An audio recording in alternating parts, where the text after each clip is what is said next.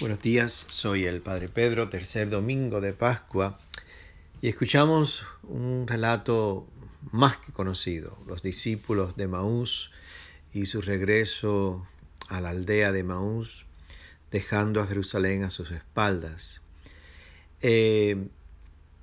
Dice el texto que en la conversación que comienzan a tener con el extraño que se les une en el camino, ellos expresan su estado anímico y hasta su estado espiritual. Van unidos los dos muchas veces. Ellos le dicen que esperaban, soñaban, tenían unas expectativas tremendas. Y viene una palabra que transforma todo eso, y la palabra es pero. Pero lo arrestaron, lo crucificaron, lo mataron, pero.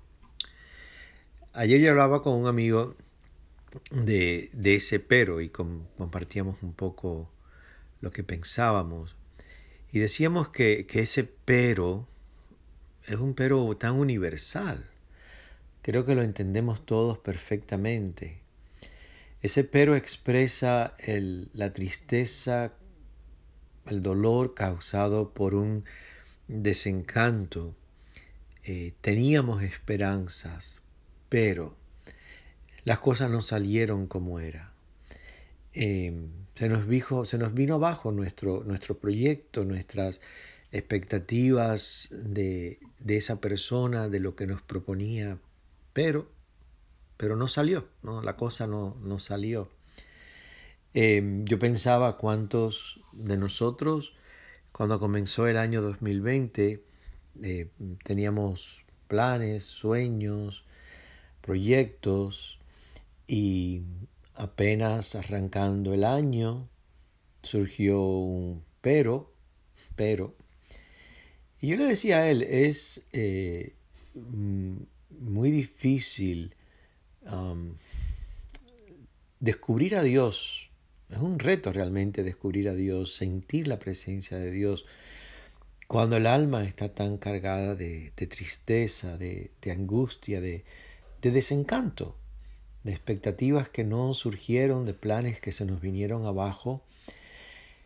Y lo hermoso de este texto es que Jesús los acompaña en ese pero. Jesús no aparece cuando las cosas están bien. Jesús se les une en el camino cuando ellos van cargados de ese dolor y de esa tristeza y de ese vacío. Y yo le decía a este amigo mío, el dolor y el miedo son dos fuertes, señores, sentimientos que pueden bloquear enormemente el poder ver a Dios y reconocer a Dios en el camino. Porque también había miedo a que al futuro. Emaús sabemos que hoy en día no estaba tan lejos de Jerusalén, por lo menos para nosotros no está lejos. En aquella época pues sí, era una buena distancia para hacerla a pie. ¿Qué habrían dejado? Pues no sé, el relato no lo dice, pero podemos asumir que habían hecho lo mismo que habían hecho los apóstoles. Habían dejado sus redes, su mundo, su familia, su forma de ganarse el pan, y se habían unido a la banda de este predicador Galileo, donde tenían grandes expectativas, donde creían en su proyecto, pero entonces ahora regresan ¿a qué?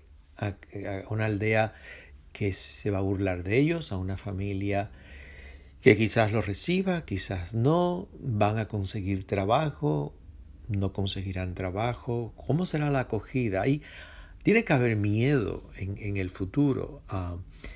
Y yo pensaba, ¿cuántos de nosotros también hemos tenido miedo en la vida? Hemos tenido que hacer decisiones, nos han ocurrido eventos que jamás pensábamos que nos podían ocurrir y surgió la incertidumbre ante el futuro, ese temor de cómo será el futuro.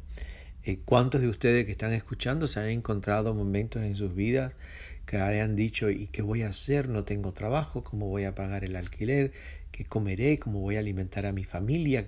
Eh, el miedo a un futuro profundísimamente incierto.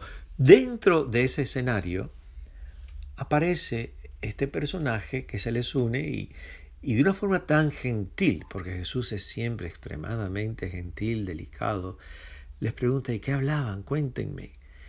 Y ellos le cuentan y él responde: bueno, déjenme iluminar un poco el dolor de ustedes, déjenme traer un poco de sentido a la historia que ustedes acaban de contarme. Y finalmente, el texto, y sabemos cómo termina, donde ellos le invitan a este personaje que todavía no lo han reconocido como al resucitado, a que se quede con ellos y se sienta a la mesa.